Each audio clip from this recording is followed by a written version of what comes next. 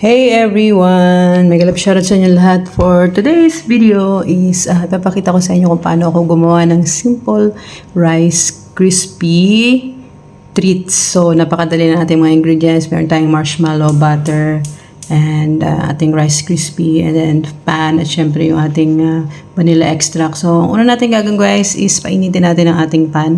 Ilagay natin ang ating 100 grams of butter. So, mas maganda yung medyo salted ng konti para medyo naman naglalaban yung alat at tamis para sa ating rice crispies mamaya. So, napakasimple lang ng gagawin natin guys. Ito lang napaka-basic. Kahit elementary, kayang gawin ito. So, medyo melt natin ang ating butter, and then after that is medyo ipa-brown natin siya ng konti para medyo maganda yung parang medyo may konting aroma ba na nanggagaling sa ating butter. So, after that, yung medyo malapit na siyang matunaw lahat, ilagay na natin ang ating marshmallows. Ayan, ating marshmallows. Ang ating marshmallow is 250 grams. So, wala akong maliliit na marshmallow. So, yung mga malalaki na lang aking ginamit. And then, gawin natin, i-melt natin siya sa butter. Ayan. Patience is a virtue, ika nga. So, kailangan yung fire ninyo hindi naman masyadong malakas para hindi naman masunog ang ating marshmallows. And so, ayan guys, alam nyo, paborito ito ng mga alaga namin. So, lalagyan natin siya ng vanilla extract para naman may konting aroma na manggagaling sa ating vanilla extract. Ayan, medyo nagte-turn na siya ng konti ng brown. And, ayan kikita nyo, medyo nagme-melt na siya. Napaka-easy ng recipe na to guys. Easy, napaka-easy bitsy. Tsaka madali lang gawin. Wala pang ilang minuto, tapos na agad yan. Yan, melt lang natin siya. Yan napakasimple lang. Masarap itong pang mga ngut-nguti natin pag tayo nanonood ng mga TV. Siyempre pagkakain natin, medyo pag malansa yung mga kinakain natin, ito ang masarap na i-dessert. Yan ang ating rice crispy treat.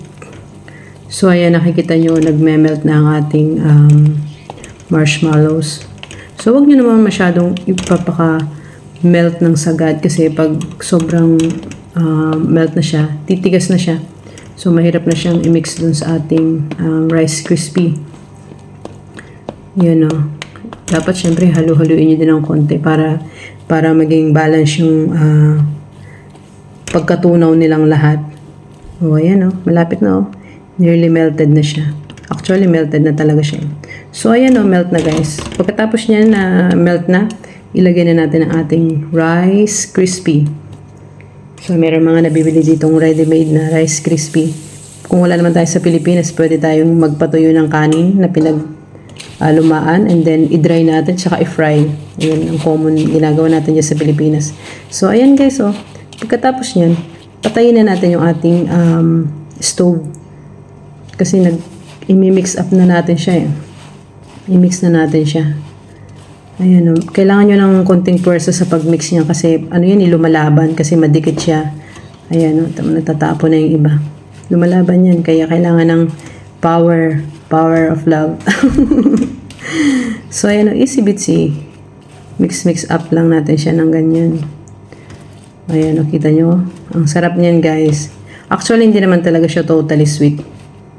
Mas sweet kasi kung may sugar, pero ito naman kasi yung marshmallow, hindi naman talaga yung sobrang tamis. So, ayan almost ready na yan guys, as in almost ready.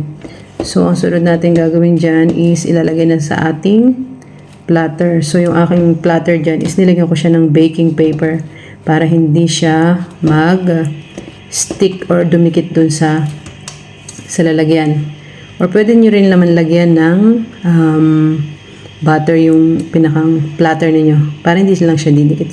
Pero mas maganda pa rin yung baking sheet para talagang anytime madali siyang iahon or alisin dyan sa lalagyan. So ayan guys, napakasimple lang ng ating rice crispy treats. Ayan, i-mold lang natin siya sa ating platter ng maayos. Ayan, diba? Tsura pa lang niya parang sarap-sarap na. And, ayan Pwede na nyo isang ilagay sa ibang mga magagandang mga lalagyan. Depende na sa inyo yan.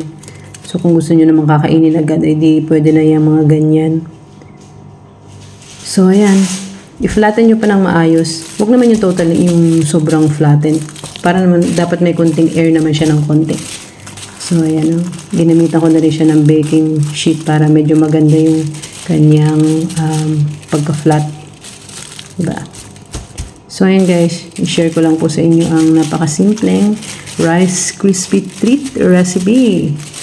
And alam kong kayang-kaya nyo to. So, sa mga gustong itry itong recipe na to, go lang guys. Masarap itong dessert. Especially sa mga bata. Magugustuhan to ng mga bata talaga. So, bye-bye everyone. Maraming salamat sa inyong support. And sana gusto nyo ang ating simple recipe today. And bye-bye everyone. Have a great day everyone. Bye!